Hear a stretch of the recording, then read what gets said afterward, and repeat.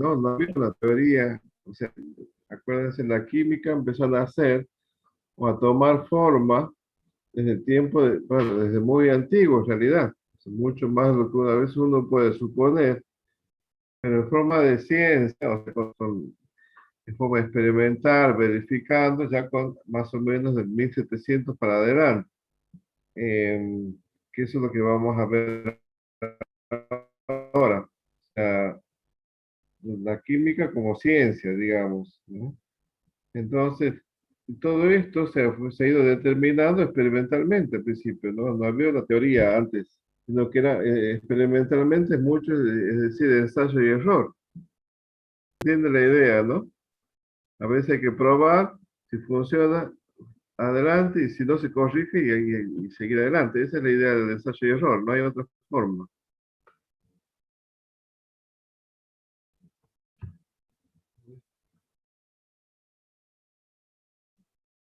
Bueno, esas son las unidades, lo que tenemos ahí,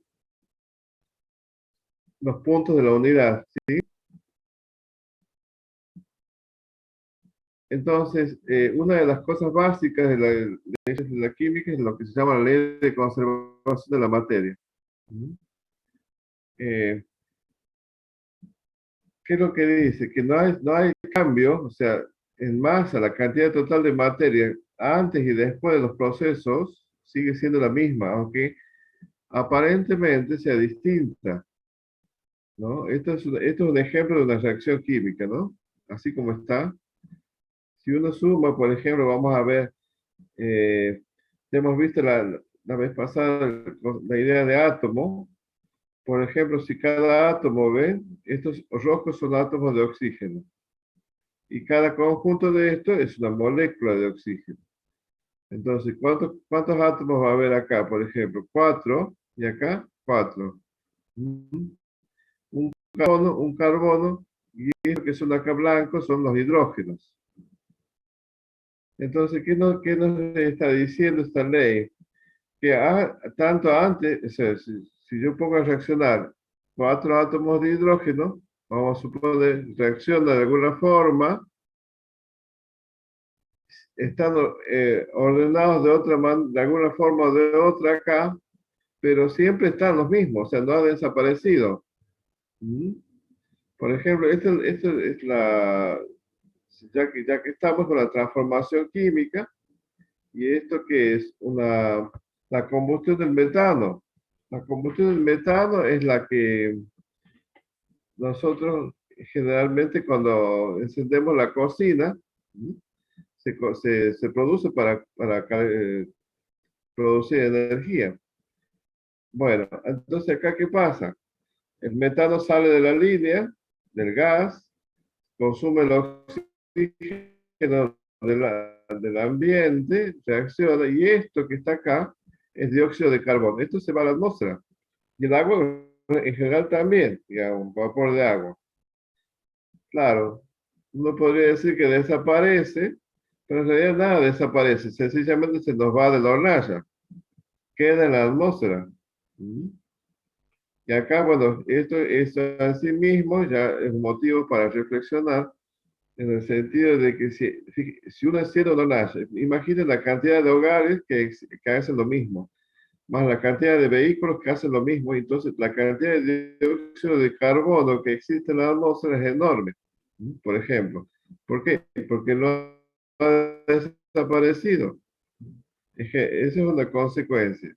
Esta sería una visión gráfica, digamos, del concepto de la conservación de la materia, ¿no? O sea, antes y después.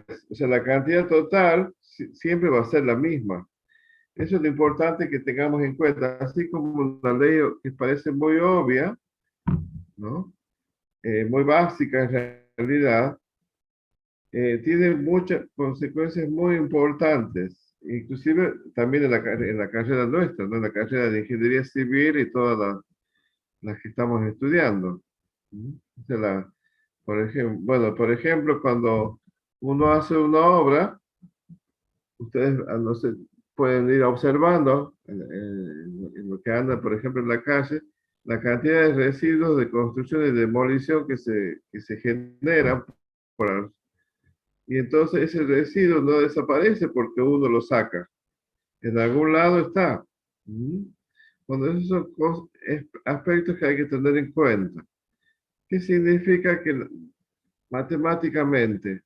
Que la suma, matemáticamente significa que la sumatoria de las masas de los reaccionantes, vamos a ir poniéndoles nombre a las cosas, o sea, de las sustancias que reaccionan, va a ser igual, esto es la igualdad matemática, a la totalidad de la masa de los productos. ¿Mm? O sea, si habría desaparición, alguno de estos sería menos. Que esta sería la expresión matemática general, que ese sumatorio ya lo conocen ustedes de matemática. ¿Mm?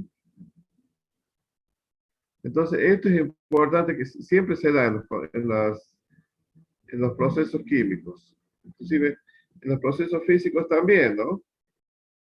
Eh, qué sé yo, ejemplo, si uno pone a hervir agua y la cantidad de vapor que sale, o sea, la cantidad de agua que se transforma en vapor, o sea, siempre va a ser la misma. Por más que si el vapor no lo puedo contener, se me va, eso no es problema de esta ley.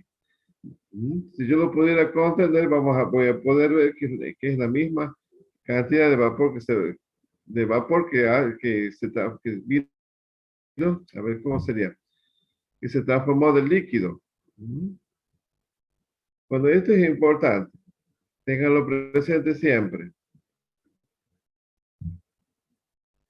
Bueno, esta es una ley. Otra ley que se fue descubriendo experimentalmente, que es lo que se llama la ley de las proporciones constantes. Entonces, también fue experimental, ¿no? Esto fue descubierto por un científico de más o menos de 1800 o 1700. eh, Proust, Proust se escribe. Entonces, ¿qué dice? Cuando dos o más elementos se combinan para formar un determinado compuesto, lo hace siempre en una relación de masa constante. ¿Mm? O sea, ejemplo, vamos a suponer un elemento A reacciona con un elemento B. ¿Mm? De cualquier forma, o sea, yo lo hago reaccionar por una forma o de otra y formo un compuesto C. En principio, ¿cómo se llama? Se cumple la ley de la proporción de la conservación de la materia, que es la que vimos hace un ratito. Y para ese compuesto, para un compuesto dado, la relación de ambas, de las masas de ambas, de A y de B, siempre va a mantener una relación constante. Eso sería la experiencia. Uno se podría preguntar por qué, y bueno, por ahí todavía no tenemos la respuesta. Ahora,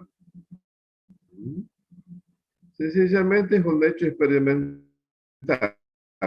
Ese- o sea, ¿esto qué significa? Se da así. En otro momento ya, o más adelante, trataremos de descubrir por qué se da así. Pero por ahora es esto. Es importante que vayamos teniendo presente, digamos, los hechos de las causas que lo generan. Es importante ir viendo. Si seguimos adelante, estos son ejemplos de las proporciones constantes. Y la utilidad que brinda este aspecto que parece una ley teórica, que parecería que no sirve para nada, es empezar a comparar si tengo compuestos, por ejemplo, vamos a suponer un compuesto de cromo y de cloro que tiene estas masas. Entonces, en principio, si yo lo veo así, no podría saber si son el mismo compuesto o no. Entonces, una manera es relacionar justamente las relaciones entre masas. Y si veo que la relación es la misma, o sea, que el cociente ese es la misma, puedo suponer, ya, o puedo ir pensando seriamente que se trata del mismo compuesto. Entonces, eso podría ser una utilidad de esta ley. En cambio, por ejemplo, vamos a suponer que tengo esta otra muestra de hierro y de oxígeno. Tengo esta información, ¿ves? Que está acá. Claro, al principio es un poco difícil darse cuenta si son del mismo o si son compuestos distintos. Cuando comparo ambas masas, por ejemplo, para este ejemplo, y veo que las relaciones son distintas, entonces ya puedo estar por lo menos más orientado o pensar seriamente que son compuestos distintos, aunque estén formados por los mismos elementos. Bueno, eso es, digamos, una herramienta, es decir, de la misma manera puedo ver otros ejemplos, lo que no voy a abundar ahora en esto. Pero esa es la idea general. Sigo adelante. Otro aspecto es la ley de las proporciones múltiples. O sea, siguiendo con esta ley, es decir, como continuación de las proporciones constantes, se llama Dalton, ley de las, que fue relacionado de otra manera. Entonces yo tengo solo dos o más sustancias simples, ¿ah? Que pueden generar dos o más compuestos distintos, pero a partir de esas mismas sustancias, ¿estamos? Entonces, suponiendo, ¿qué dice? Se observa que mientras la masa de uno de ellos es constante, la masa del otro varía en una relación de números enteros y sencillos. A ver qué quiere decir esto. Supongamos que yo tengo un elemento A que reacciona con B. Entonces formo un compuesto C, cualquiera. Entonces, ¿qué hago? Comparo la masa de A con la masa de B, que es hasta ahí lo que hemos hecho hasta ahora. Entonces me va a salir un cociente, una constante K1, que en definitiva no es más que relacionarlo con respecto a 1. O sea, es lo mismo que yo digo, 4 sobre 2, en definitiva no es más que 2 sobre 1. Entonces, luego, ¿qué hago? Hago para otra muestra. ¿Sí? Entonces, luego, comparo estas dos. O sea, hago el cociente este, ¿ves? Entonces, ¿qué encontraron como cosa importante? Que siempre la relación entre K1 y K2, cuando yo comparo con una muestra con la misma masa, con este 1, va a salir un conjunto siempre de números enteros y pequeños, o sea, más o menos de este tipo.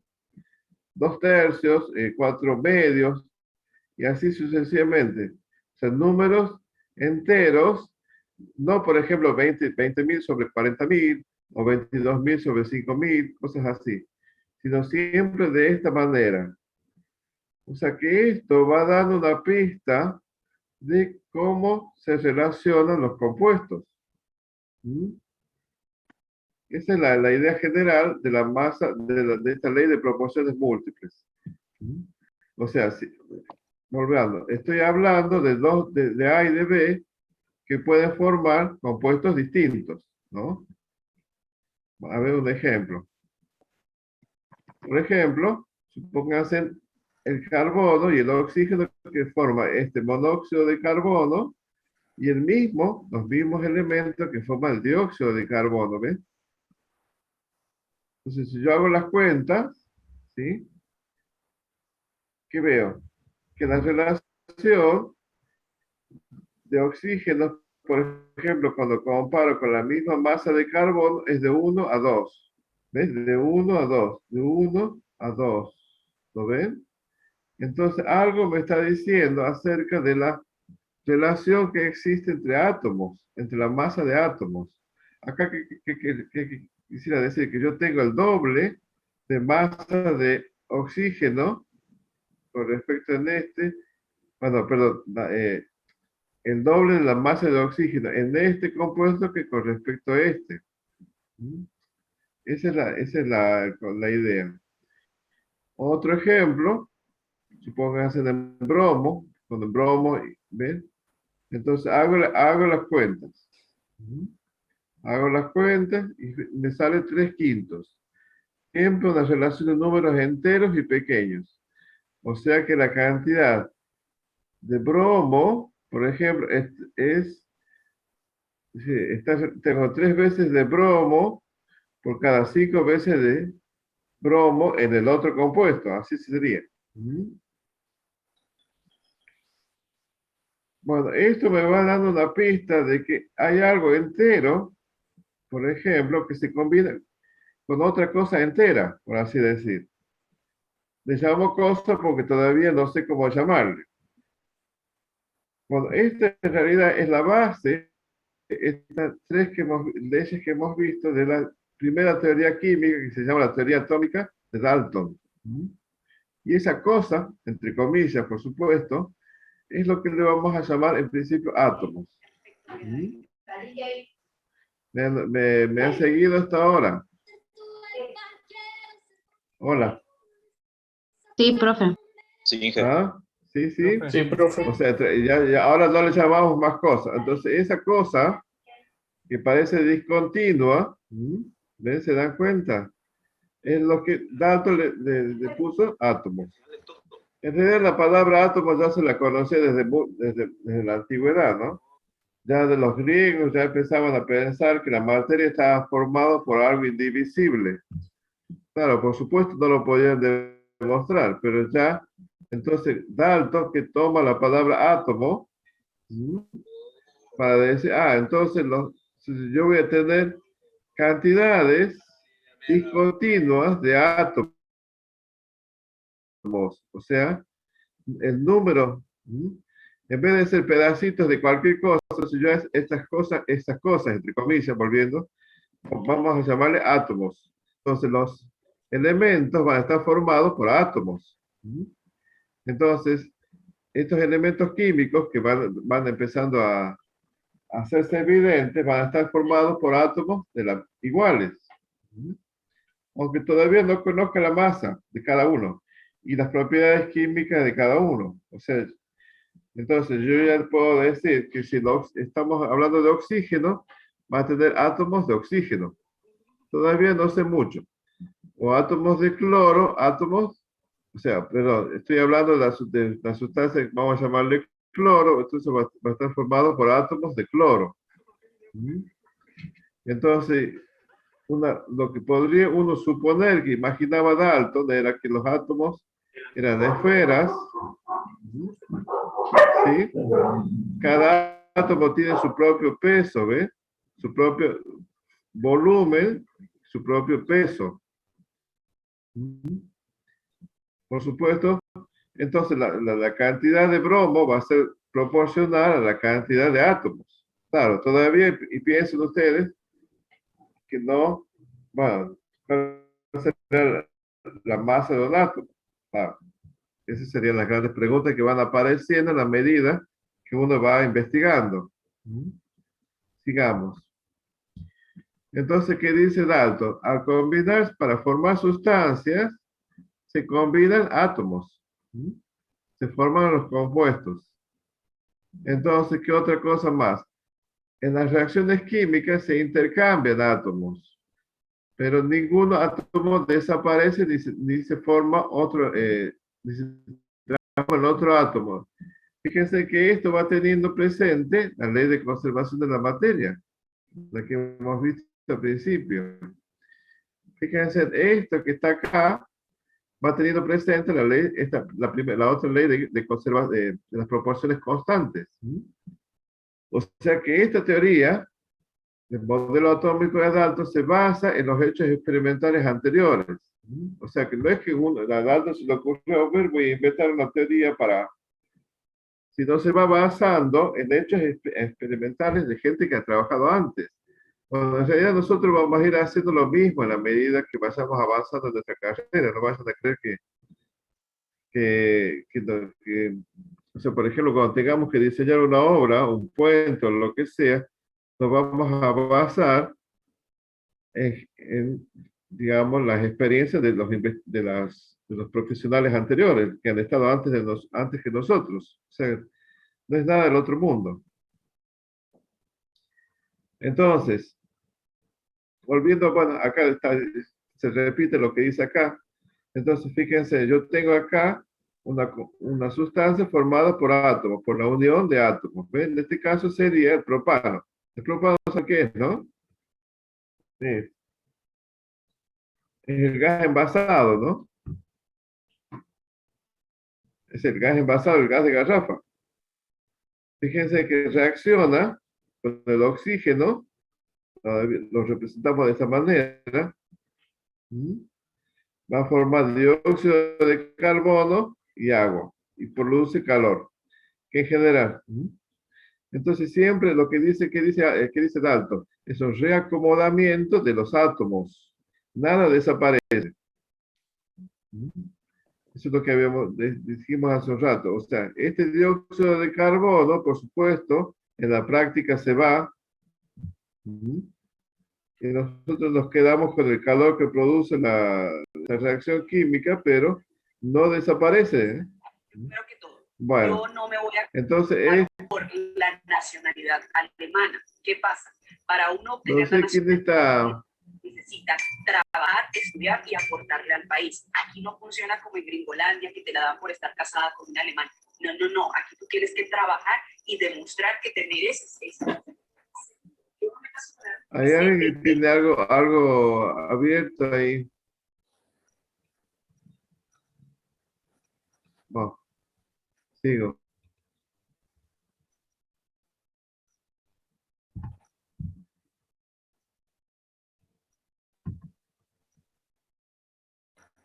Bueno, ¿qué otra ley va apareciendo como consecuencia de, fíjense que todas son leyes, o sea, basadas en la experiencia, ¿no?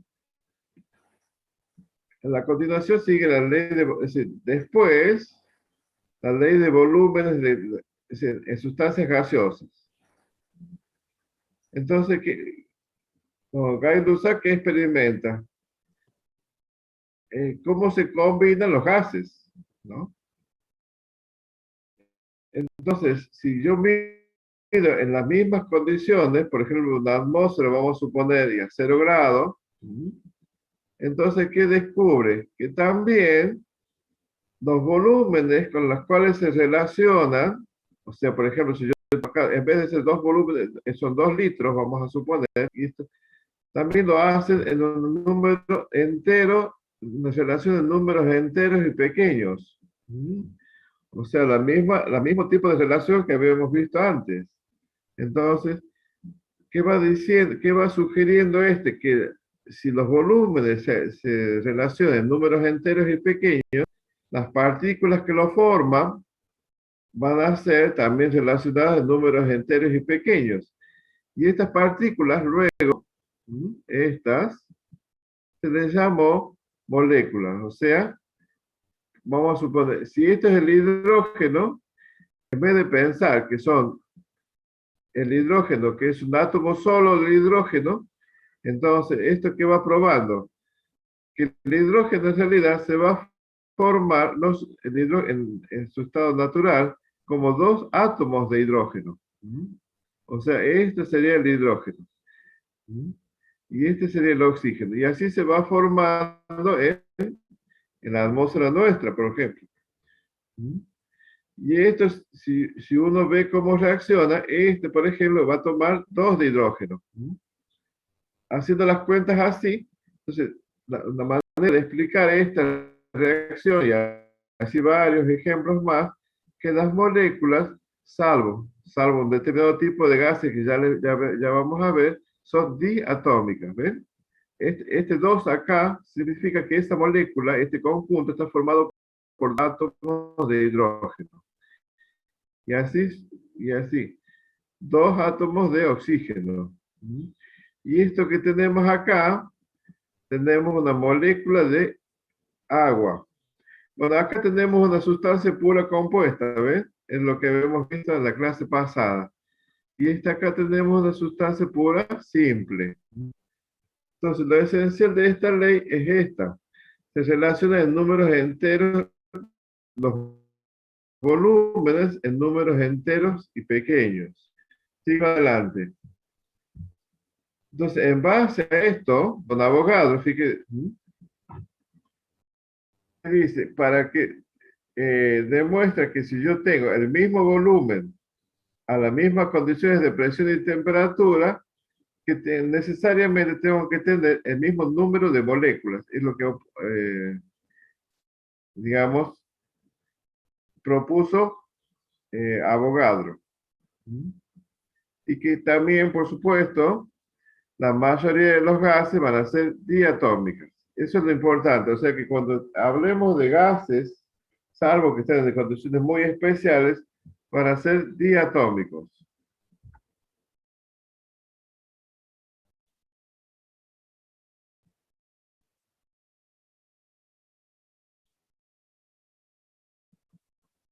Entonces, viene la pregunta acá, ¿cuánto va a pesar cada átomo?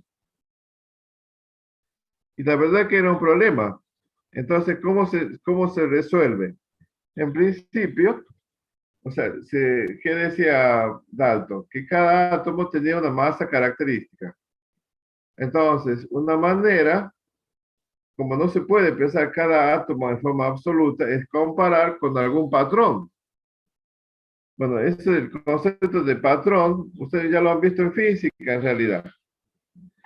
O sea, han visto qué medidas patrón conocen.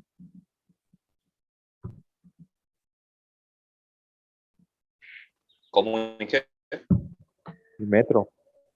El metro. Claro, o sea, han visto en física que, por ejemplo, a ver, ¿cuáles son las medidas, cuáles son las magnitudes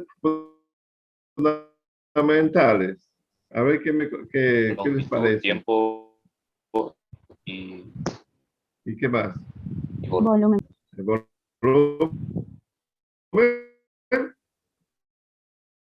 longitud, tiempo y masa. y masa. Para empezar. Sí, hay otras, pero bueno, para empezar, con esas magnitudes construimos la mayoría del resto. Sí, el volumen, velocidad y todo eso. Claro, acuérdense, la longitud, el volumen, ¿cómo se representa? Longitud sobre, El volumen. perdón, Metros masa cúbicos. sobre, masa al cúbico, sí, masa cúbica. No, es longitud al cubo. Longitud del cubo, sí. ¿Sí? ¿Estamos de acuerdo? Y por ejemplo, la velocidad, Longitud sobre tiempo. eso, ¿ven? Esas son las magnitudes secundarias, digamos, que voy construyendo en base a las magnitudes primarias. Entonces, por ejemplo, la masa, a ver, a ver cómo es. Bueno, aceleración, ¿qué es? ¿Cómo sería? Longitud sobre tiempo al cuadrado. Ajá. ¿Y fuerza?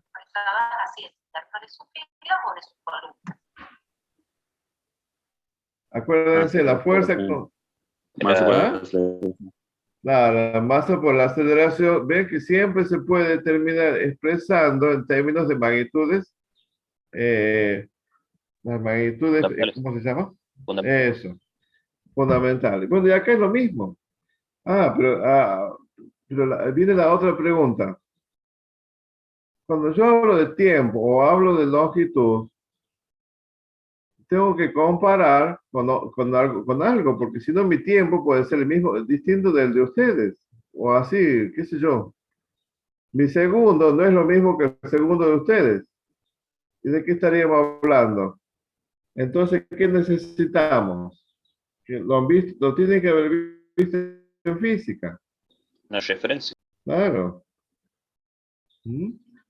Entonces, han visto eso en física, supongo, la masa patrón, la longitud patrón y el tiempo patrón, ¿que no? Sí, sí. Que no es santiagueño, perdón, eso es santiagueño. Bueno, acá es lo mismo, o sea, el tema, cuando sería, vamos a necesitar otra referencia para poder tener presente la masa de los átomos. O sea que esa sería la unidad de masa atómica. Por supuesto que lograr establecer una escala de masa atómica no ha sido una cosa fácil. En realidad, se ha terminado de definir en el 1961, o sea, bueno, digamos hace 59 años. En comparación no es nada, ¿no? Entonces, por ahora, vamos a definir que la unidad de masa atómica, UMA, es exactamente la 12ª parte de la masa de un tipo de átomo de carbono, vamos a llamar, es un isótopo que se llama carbono 12. Por ahora lo definimos así. Nos faltan elementos. Lo que sucede es que acá nos está faltando elementos teóricos para poder explicarlo mejor. Pero por ahora, a los fines de poder seguir adelante, ¿sí? Lo vamos a definir. Por hoy les ruego que lo acepten así, ¿sí? Entonces sería esto, ¿ven? Una UMA es esto, la 12ª parte de la masa de este átomo del carbono 12. Nos representamos de esta manera por ahora. Vamos a ver por qué justo es el carbono 12 y por qué es un isótopo. Pero eso adelantemos por ahora. Entonces, la escala de masas relativas o masa atómica relativa de cualquier elemento, le pongo X, va a ser la masa de este elemento que no conozco sobre esta escala de masa, esta escala, la masa atómica de referencia o la UMA. Unidad de masa atómica. ¿Ah? Entonces, ¿yo qué estoy haciendo? Estoy comparando la masa de los átomos con respecto a esta unidad de masa atómica. ¿Sí? Acá hay una aclaración, por ejemplo. Si aceptamos, por ahora les pedimos que lo acepten porque ustedes dicen, ¿de dónde saco este número? Bueno, ya lo vamos a ver la clase que viene. Si la masa del carbono, de este carbono, es esta que tiene acá, esta que está acá, ¿ves? 1,99 por 10 a la menos 23. Esa sería la masa de ese átomo. Entonces, la unidad de masa atómica sería este número. O sea que mi unidad de masa atómica es este número que está acá. 1,6 por 10 a la menos 24 gramos. Por ahora lo aceptamos así. Ya vamos a demostrar por qué es así. Pero eso es, bueno, si no es demasiado para hoy. Es como también, en realidad el problema es el mismo que cuando ustedes les dicen que acepten la masa de la longitud patrón. No sé qué les habrán definido en física y uno tiene que aceptarla, porque en realidad la definición precisa, la comprensión profunda de eso va más allá del curso que podemos ver por ahora. No es que no se pueda, pero por ahora, entonces vamos a aceptarlo por ahora, así podamos seguir adelante. Entonces, ¿esto qué significa? Entonces, la masa atómica del hidrógeno, la masa atómica relativa del hidrógeno, ¿qué es? Es la masa del hidrógeno, que yo no sé todavía, sobre esta unidad, la UMA. Y eso es este número que está acá. O sea, ¿esto qué significa? Que este hidrógeno es casi una vez, ¿ah? 1,007 veces la masa atómica, la unidad de masa atómica. Eso significa. Sería similar a cuando, por ejemplo, ustedes miden un metro. ¿Qué significa un metro? Que es la cinta con la que yo estoy midiendo es una vez, está contenido una vez la unidad de longitud patrón. Ese sería el concepto. Por ejemplo, el sodio, la masa atómica del sodio, del átomo de sodio, perdón, en comparación, o sea, yo no conozco la masa del sodio todavía. En comparación a la unidad de masa atómica es 22,98, etc. Digamos casi 23 veces. O sea que si yo tuviera que dibujar, a ver, permítame, voy a dibujar un poquito acá. Eso sería lo que anteriormente se llamaba como peso atómico, ¿verdad? Claro, claro. O sea, Bien, fíjense, si este, claro, si este es, vamos a suponer, la unidad de masa atómica, mi sodio estaría más o menos, sería más o menos 23 veces. Si fuera para este caso, vamos a suponer, ven que la escala es la misma. Bueno, entonces el bromo, ¿cuántas veces sería? 70, más o menos una cosa así. Mm. Antes le decía peso, porque en realidad el concepto, podemos aceptarlo si quieren como peso, el peso atómico, pero se refiere, es esto, ¿no? Acuérdense que el concepto de peso en física, ¿qué es? El peso es igual a ¿qué? A la masa Por la por, gravedad. claro. La gravedad. ¿Mm? O sea que es una magnitud vectorial el peso. Digamos, en el contexto que estamos acá, podemos asumirlo como sinónimo, sabiendo de lo que estamos hablando, ¿sí? No es que esté mal, se lo usó mucho tiempo y podemos seguir usándolo, pero ojo, tenemos que saber bien de qué estamos hablando. En realidad, lo que comparamos acá son masas, o sea, es cantidad de materia, acuérdense, ¿sí?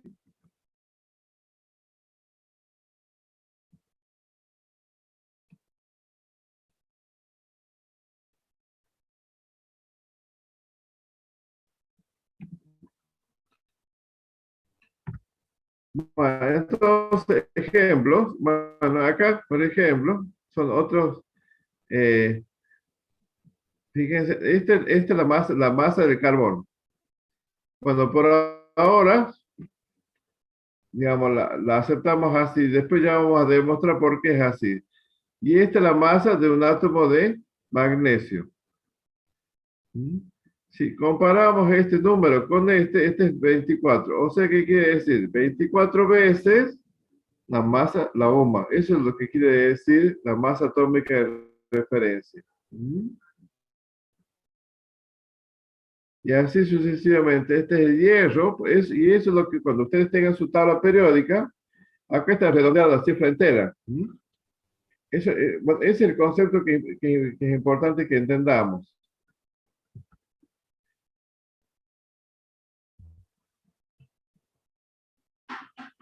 Entonces, vamos a aceptar por ahora. Ah, no, está bien. Acá está.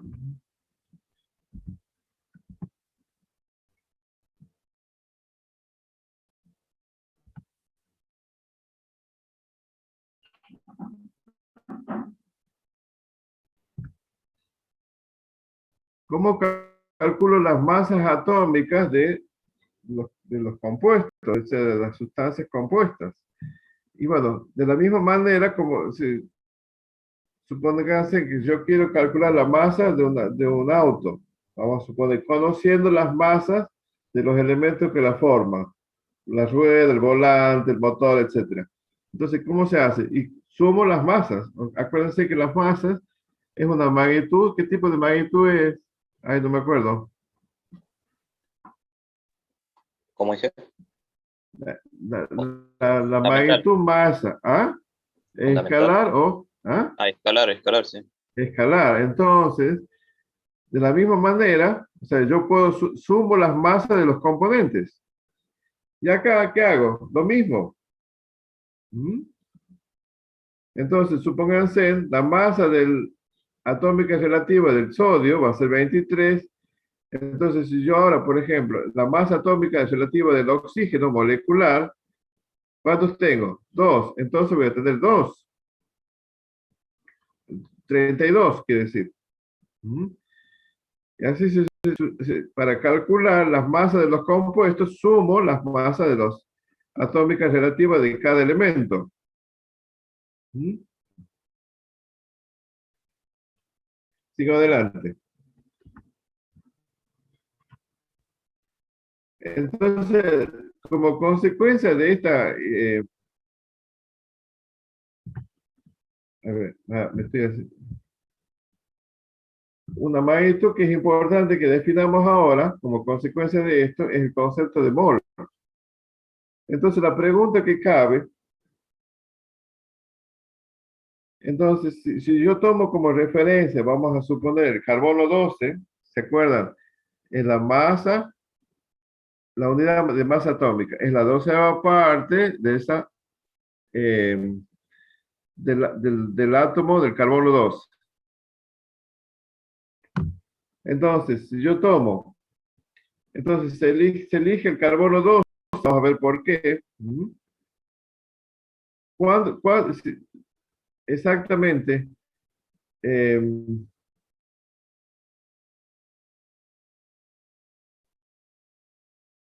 se define la cantidad de, digamos,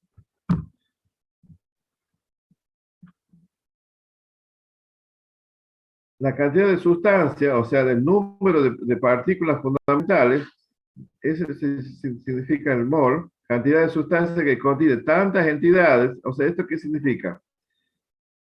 Átomos, moléculas, iones o lo que fuere, como átomos hay en exactamente 0,12 kilogramos o 12 gramos de átomos puros de carbono 12. Esa sería la definición de mol.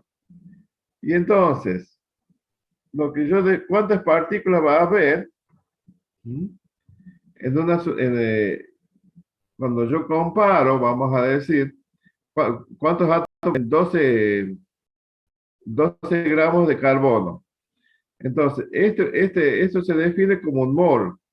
Un mol de partículas está definido y determinado experimentalmente como este número, 6,02 por 10 a la 23 partículas.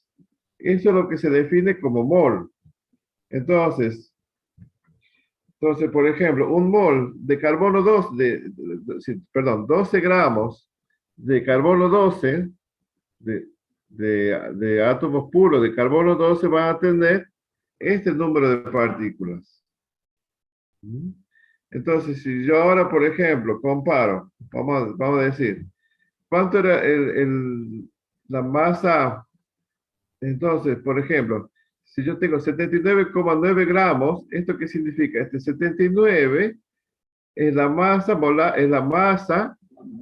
molar, relativa del bromo. Entonces, si yo tengo ahora esta cantidad de bromo, o sea, el mismo número, pero ya pesado, voy a tener siempre 6,02 por 10 a la 23 átomos de bromo.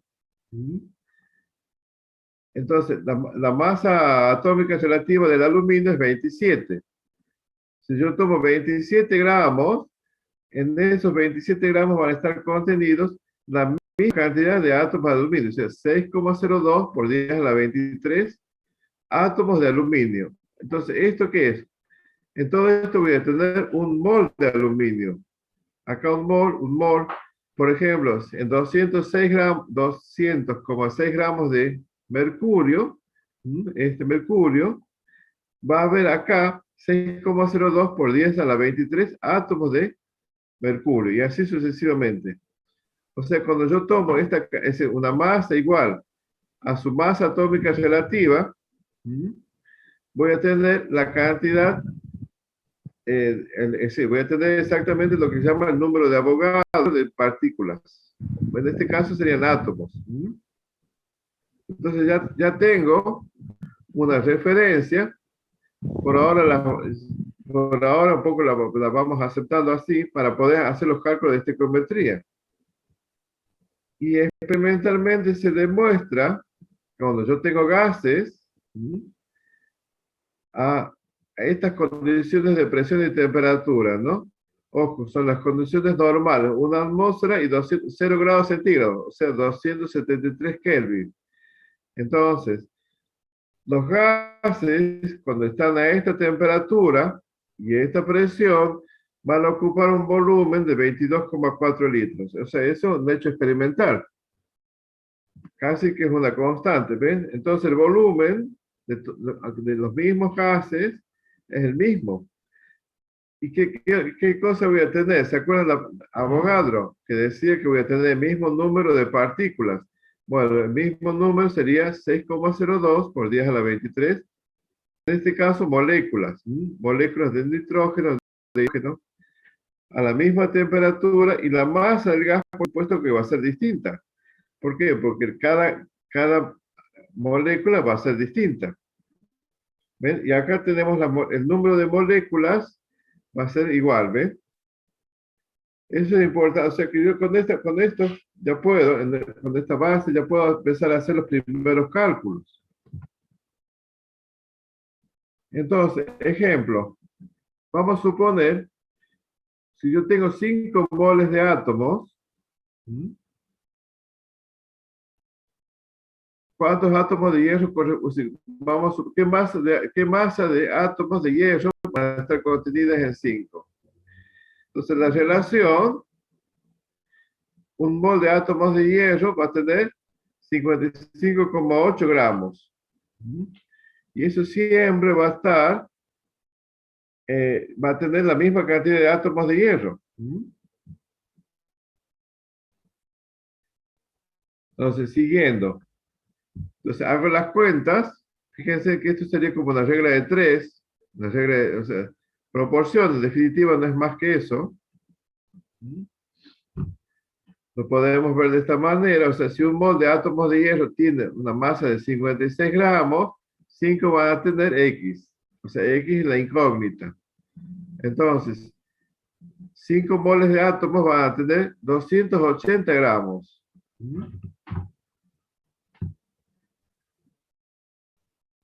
Otra manera de hacer lo mismo es, si por definición el número de mol es la masa sobre la masa de quién, de un mol o masa molar, peso molecular también le dicen, yo puedo calcular de esta manera, ¿ven? Y llego al mismo resultado.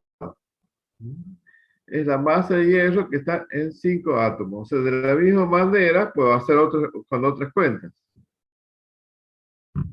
Por ejemplo, ¿cuántos átomos de hierro corresponden a 5 moles de átomos a 5 moles de átomos? Entonces, un mol de átomos de hierro siempre va a tener 6,02 por 10 a la 23 átomos de hierro. ¿Sí? Entonces, 5 moles va a ser X. ¿Sí? Hago las cuentas, fíjense. Ven acá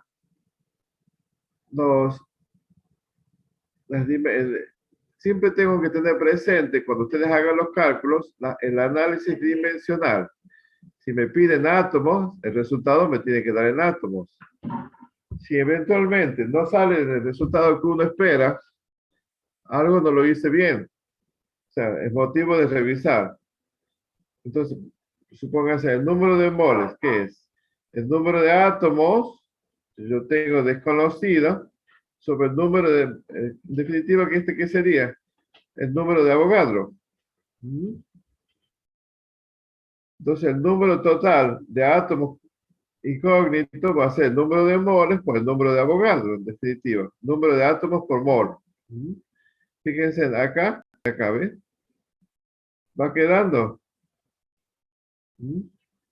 Siempre tenemos que revisar las dimensiones. Eso es como, acuérdense de esto, son magnitudes físicas. Lo mismo hacen en física. Cuando hagan los problemas, creo que el miércoles tiene clase, ¿no? Ya saben. Siempre hay que revisar las unidades. ¿De acuerdo? Bueno, otro ejemplo, para un caso de oxígeno, yo acá puedo tener cuántas, por ejemplo, acuérdense, los gases van a ocupar este volumen. Para gases y solo gases, ¿no? No me van a querer inventar. Si yo, por ejemplo, ¿qué volumen habría tenido un mol de átomos de hierro? ¿Se puede calcular eso? Y no, porque no es un gas. Sí, sí se puede calcular. O sea, ¿Qué necesitan? Hay un dato que está faltando ahí. sí. ¿Qué les parece? A ver, alguien más que se juegue. Yo tengo la Podría masa. ser, podría A ver. ser que tendría que especificar que esté en condiciones de temperatura, de presión y temperatura, ¿Y qué te parece? para que yo El pueda hierro saber que voy a utilizar ese volumen. Ajá. Pero es un sólido. Sí, hace. Ajá. Entonces, ¿qué te parece a vos? A 0 grados y a una atmósfera de presión,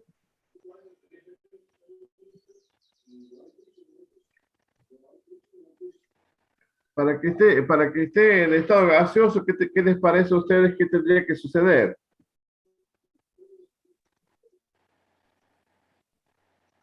Para que, para que el elemento esté en estado gaseoso, Claro. se tendría que calentar, ¿no?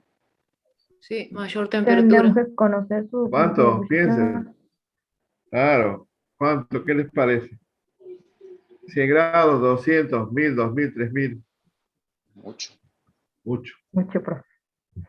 Claro, para que, o sea, en general, o sea, entonces, claro, para Y que el la espacio relación estaría anterior que hemos visto pueda ser válida, pero ahora sí tampoco es válida, porque esta relación que hemos visto para los gases es válida ¿para qué cuál condición? ¿Ven?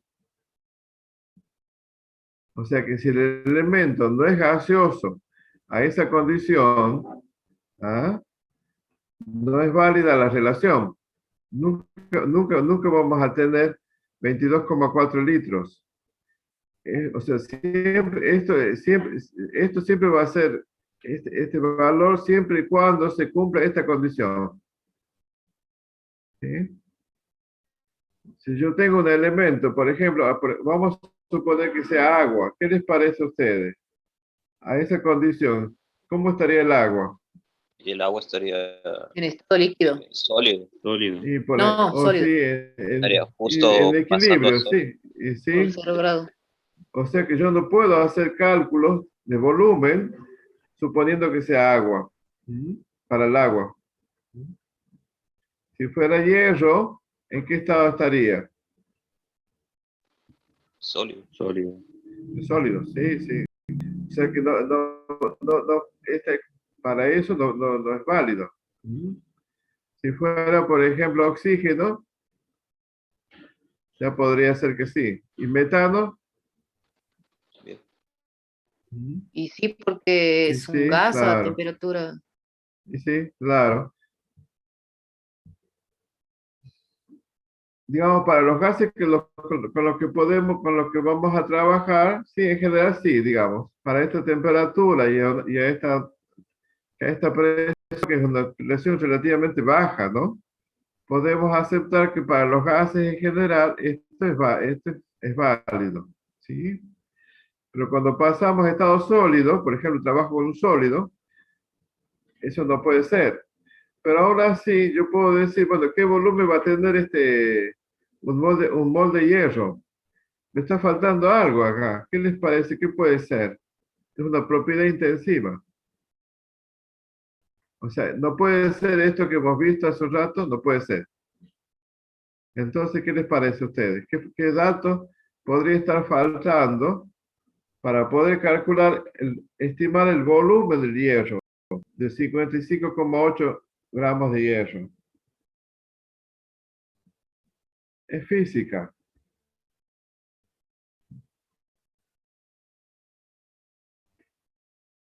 Como dirían los chicos, se rinden. El espacio que ocupa. El espacio que ocupa es el volumen. Es lo que yo quisiera calcular. Su longitud sería, digamos, Bueno, les digo para que no perdamos más tiempo. Es la densidad. sí, la densidad. Claro. O sea, si vamos a suponer que yo les pido todo esto y bueno, calcúlenme el volumen de un mol de hierro. Y si les doy la densidad, entonces la densidad, ¿ustedes cómo calculan? ¿La densidad qué es? Masa sobre volumen. la masa sobre el volumen. Entonces, esto dividido la densidad, yo puedo calcular el volumen de un mol de hierro. ¿Mm? O sea que esto, por ejemplo, para un sólido y para los líquidos también es válida. O sea, necesito la densidad del sistema. Porque esta relación para los líquidos no va tampoco. ¿Mm? O sea, eso no lo pierden de vista. O sea, si yo tengo agua, alcohol o lo que sea, no puedo aplicar esta relación, ¿de acuerdo? No se vayan a querer olvidar, ¿no? Les pasa, ¿no? Más de una vez lo descubro. Bueno, sigamos adelante. Bueno, ejemplo de cálculos. Bueno, acá está, ¿ves? Para el caso del oxígeno, sí es válido. Para esta condición, ¿no? Todavía a 0 grados y una atmósfera. Ya vamos a ver cuando veamos gases, cómo influye la temperatura y la presión sobre el volumen. O sea, yo lo acepto como un hecho experimental, nada más por ahora. Entonces, tiene esta masa y tiene este volumen. O sea, fíjense que el volumen del 22,4 litros es más o menos. A ver, tendrían que investigar en sus propias casas dónde pueden encontrar un objeto que tenga este volumen aproximadamente. Eso sería como tarea experimental que podrían hacer ustedes mismos. Bueno, acá hay otro ejemplo. Ven que fíjense en cómo se va haciendo el cálculo. Si yo tengo, por ejemplo, si yo hace esta relación, puedo calcular el volumen de 5 litros, 112 litros, por ejemplo. O el número de moléculas que están contenidas en 20 litros. 20 litros más o menos, a ver, ¿a qué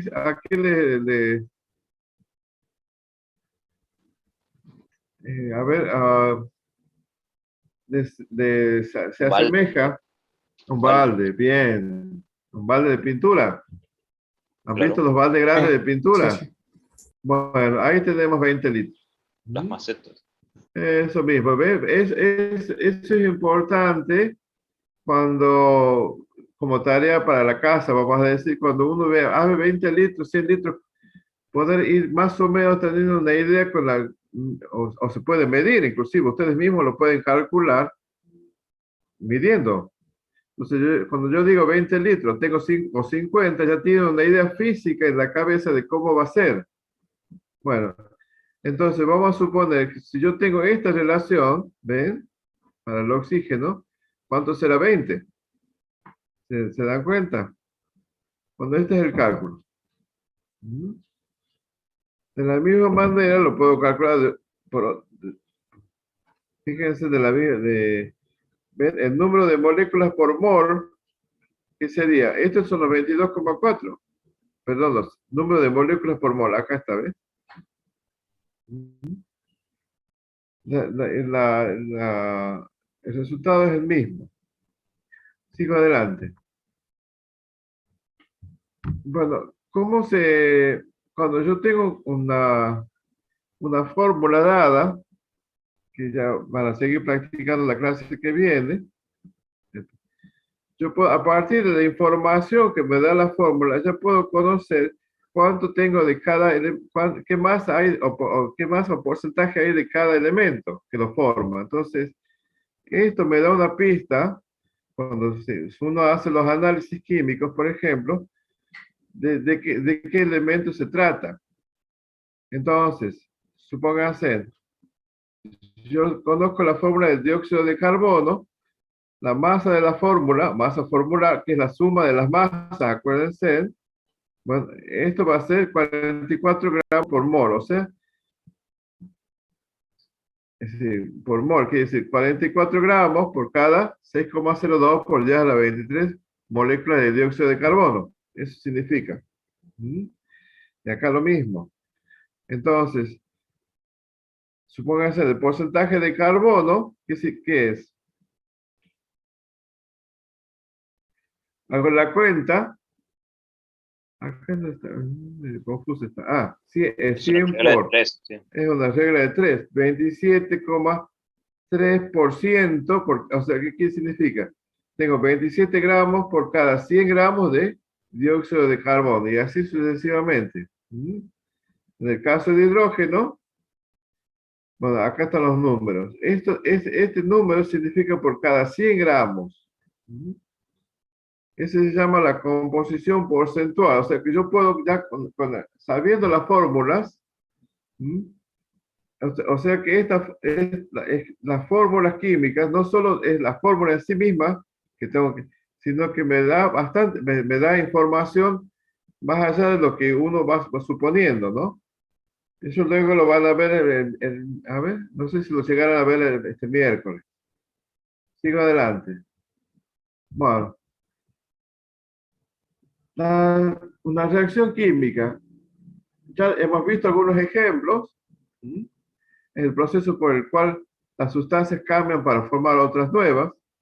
Eso está sucediendo permanentemente ahora mismo. ¿Sí? Mientras yo respiro, están sucediendo cosas en mi cuerpo, vamos a decir, o reacciones en mi cuerpo, en mi cerebro, en fin. Siempre están sucediendo procesos químicos. Entonces, ¿cómo las describimos? Las ecuaciones químicas describen las reacciones químicas. ¿Estamos? Ese es el concepto. Entonces, yo escribo, o sea que a veces es una forma simplificada, por así decir, de describir un proceso químico. Entonces, las sustancias que reaccionan las llamamos reactivos, ¿sí? Las que se forman productos. ¿Sí? Fíjense, los reactivos a la izquierda, en general, los reactivos a la izquierda y están unidos con la flecha. Entonces, ahora vamos a ver, acá está, por ejemplo, ahí está, ¿ves? Todos estos son los reactivos. Cada uno de, este significa que reacciona con, o sea, cuando yo pongo este símbolo, este signo más, acá significa reacciona con y produce estos productos. Ese es el concepto. Fíjense qué ha pasado acá. Ha habido una reacomodación de los productos, de los átomos para formar los productos. Entonces, esta es una manera, digamos, si quieren, didáctica de escribir como modelo acá fíjense, acá, acá está sucediendo yo gas. El metano que entra por acá y el oxígeno que entra aquí reacciona para formar los productos. Bueno, esta es la manera simplificada de escribir las reacciones químicas. Entonces, ¿qué tenemos acá? Acuérdense que siempre tiene que cumplirse la ley de conservación de la materia, ¿no? O sea que yo tengo que tener el mismo número de átomos de un lado y del otro. Eso significa el proceso de balancear las ecuaciones.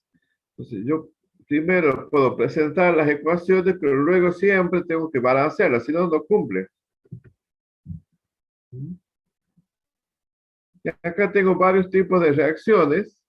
Fíjense, las más comunes, después vamos a ver más. Yo tengo dos o más sustancias que reaccionan para formar una sola.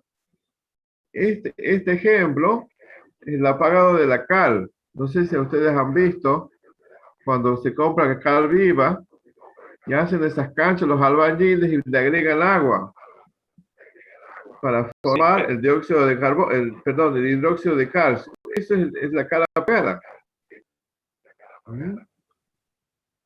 Entonces, otro tipo es la descomposición, o sea que yo descompongo esto, por ejemplo, en sus productos.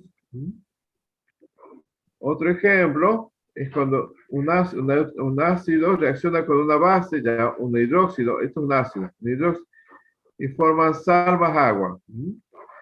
Fíjense que siempre, mira, se fijan acá, esto me faltó algo. ¿Qué me faltó?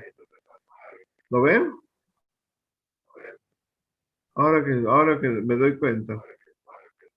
Balancearlo. Ajá. Me faltó el 2 Falta, acá. sí, ¿Ah? sí, sí. Bueno, las reacciones de desplazamiento, que dice, este desplaza a este. Acá tiene ya vamos a ver más adelante, se llaman reacciones de óxido-reducción. Por ahora vamos a asumirlas así. O sea, por ahora lo importante es que nos quedemos con el concepto de los reactivos y los productos. O sea, que siempre tiene que estar balanceado. Ahora que yo me haya olvidado de acá, aparentemente este está bien. Y el doble desplazamiento, o sea, este desplaza a este y este así. Esas son las reacciones más comunes. Un tiempo vamos a trabajar con estas, ¿sí?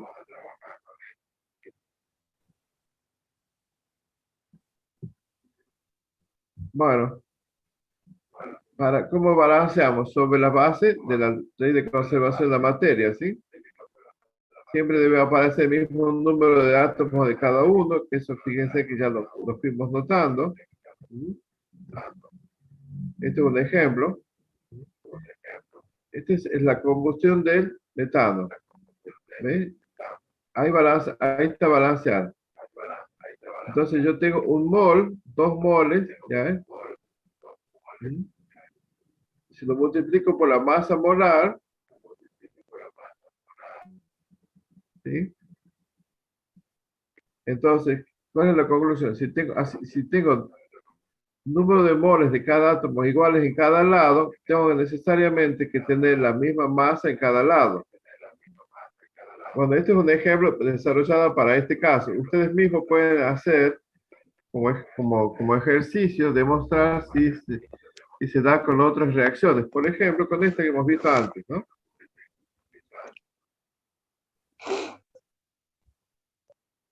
Bueno, acá hay ejemplos. Sí, pues, algunas sugerencias para resolver los problemas que luego ustedes van a ver. Fíjense en esto ya. A ver cómo les digo. Uno le llama práctica a esto, pero en realidad fíjense, para entender bien lo que uno está haciendo, necesito una mínima base teórica. Si no, lo resuelvo como si fuera una receta de cocina. No está mal, pero no entiendo lo que hago. Este es un ejemplo que está acá. Y así, no les voy a explicar ahora, si no sería demasiado largo, pero fíjense que siempre está basado en los conceptos teóricos que hemos visto hace un momento. Así se resuelve. Eso luego esto está detallado en la misma. Y bueno, tenemos las bases para los cálculos de psicometría que sigue más adelante. Acuérdense que la base fundamental es el modelo atómico de Dalton, ¿sí? El concepto de mol que hemos visto hace un rato. O sea, esos son los pilares de todo este tema que es bastante, digamos, ¿no? Con esto vamos a trabajar un rato largo después. Bueno, con esto, acá dejo de compartir. Con esto hemos terminado la clase de hoy. Sí, hemos andado un poco rápido, no sé. Una pregunta.